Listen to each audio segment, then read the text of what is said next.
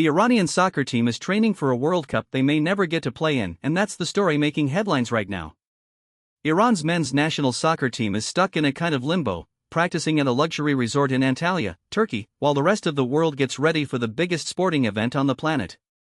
With less than 2 weeks until the tournament kicks off, Iran still hasn't received visas to enter the United States, or Mexico, for that matter. Not the players, not the coaches, not the support staff. No one. Here's the backdrop. Ever since the United States and Israel jointly attacked Iran in late February, Iran's participation in the World Cup has been a political flashpoint. And this is genuinely unprecedented. In nearly 100 years of World Cup history, a host nation has never been at war with a qualified team. The US, of course, is co-hosting this tournament alongside Mexico and Canada.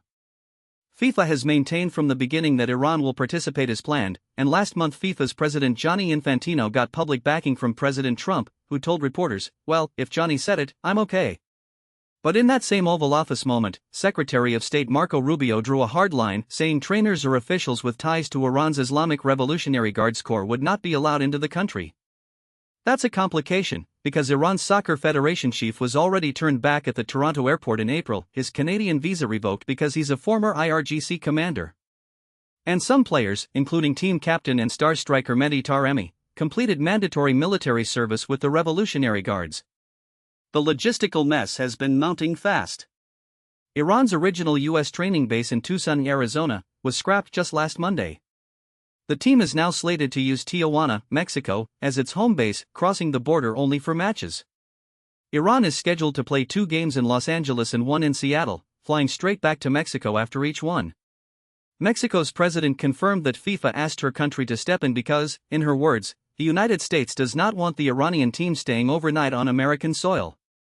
In Turkey, the players' mood has looked surprisingly calm from the outside, sipping tea, sharing jokes, going through drills on a practice field tucked behind vegetable farms.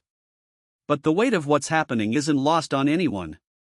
Since the war began, this team has carried a different kind of meaning. During a friendly match in March, the players wore black armbands and held school bags as the anthem played, a protest against a school bombing on the first day of the war that killed more than 100 children.